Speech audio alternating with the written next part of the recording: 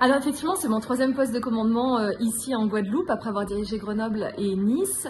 Alors il y a vraiment beaucoup de choses communes aux établissements pénitentiaires. D'abord, la réglementation est la même, les besoins des personnels sont les mêmes, ils ont besoin de reconnaissance, ils ont besoin d'être reconnus dans leur mission. Les besoins aussi de la détention sont les mêmes, pacifier, humaniser les détentions.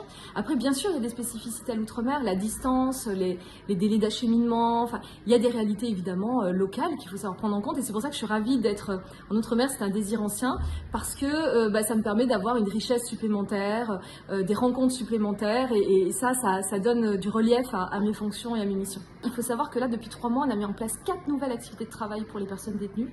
On a ouvert un CAP commerce, on ouvre 2 SIAE, structures d'insertion économique pour l'emploi, et on ouvre aussi un nouveau concessionnaire sous la forme d'un call center. Donc on a développé quasiment 40 postes nouveaux de travail sur l'établissement depuis septembre, ce qui est vraiment, ce qui montre la priorité qu'on peut mettre justement à ce que les actions ne soient pas de l'occupationnel, mais aient du sens, permettent des qualifications et permettent aux personnes détenues d'avoir une nouvelle chance à l'extérieur. La surpopulation ici à Baie-Mahault est vraiment quelque chose de très préoccupant. On est à 230% au niveau du quartier maison d'arrêt. Les conditions de détention sont difficiles, donc les conditions de travail le sont également.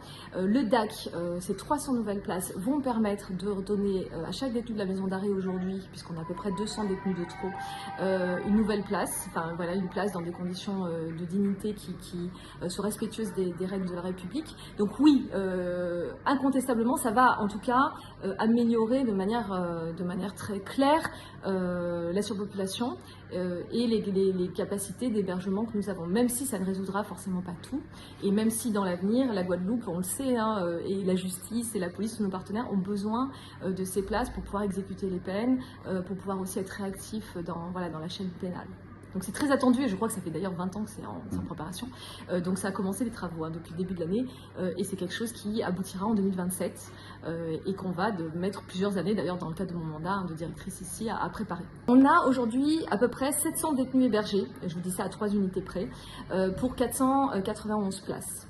Hommes et femmes confondus. Hommes et femmes confondus, avec une surpopulation qui se situe au niveau du QMA hommes, essentiellement, puisqu'on est à 50% au niveau des femmes, qu'au niveau du centre de détention, on n'a pas de surpopulation puisqu'on est à 100%.